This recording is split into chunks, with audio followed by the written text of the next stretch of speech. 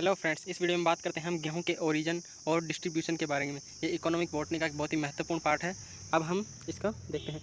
इसका जो गेहूं का जो बॉटनिकल नेम है वो ट्रिटिकम है।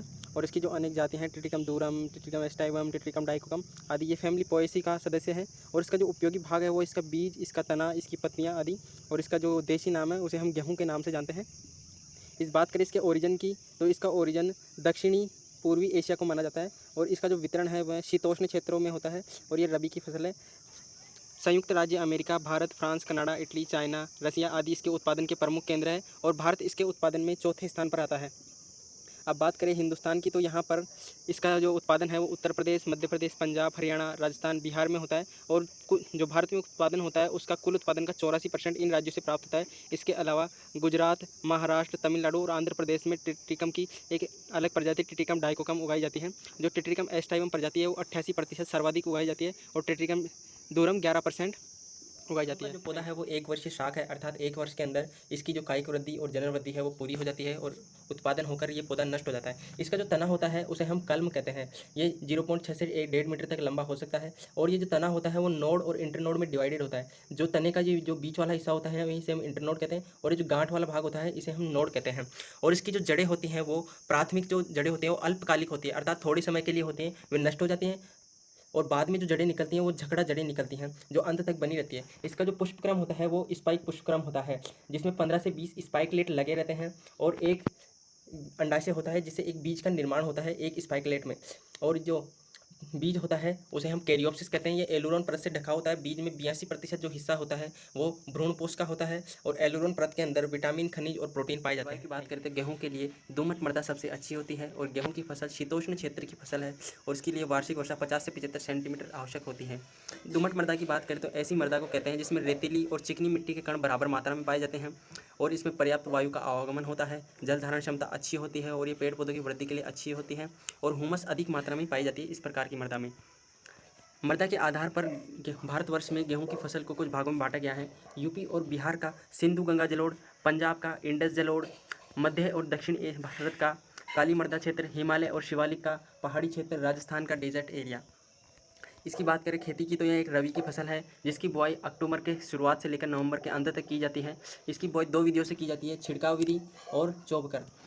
बीजों को बुआई करने से पहले एग्रोसिन, जीएन और सिरेसोन से बीज उपचार किया जाता है ताकि उसमें बीजों में कोई रोग हो तो वो नष्ट हो जाए।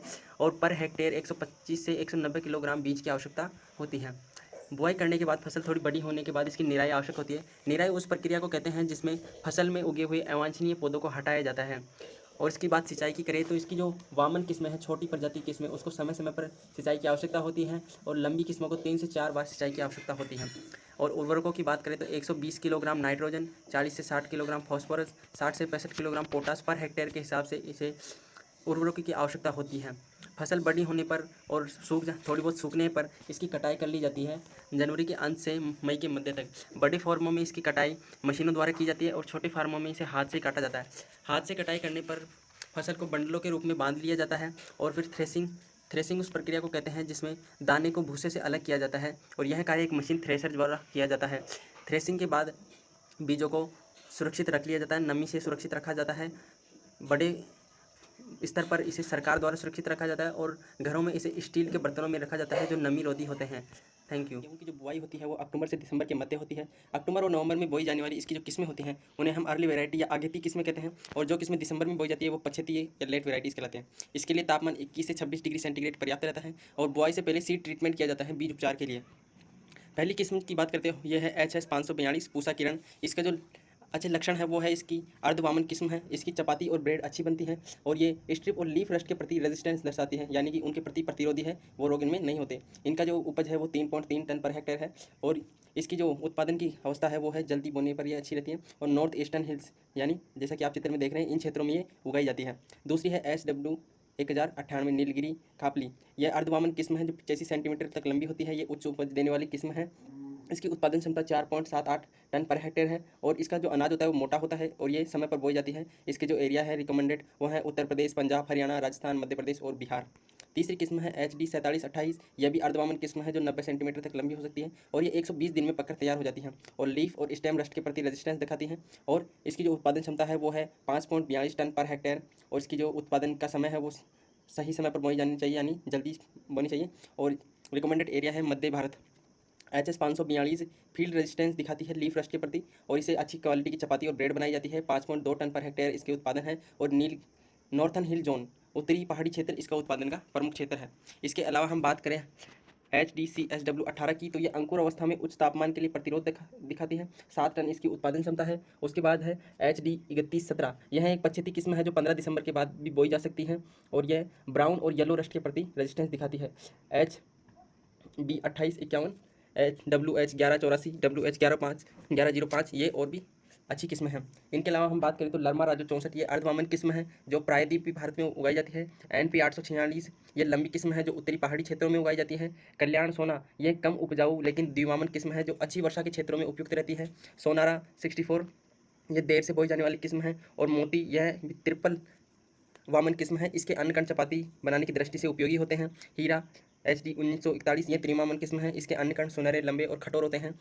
और इनके अलावा भी जो अच्छी किस्म है वो है जनक, कमल, urging, Selja, WG 357, WG 377, WL 410, और भी बहुत सारी जो किस्में हैं वो गेहूँ की उन्नत किस्म है।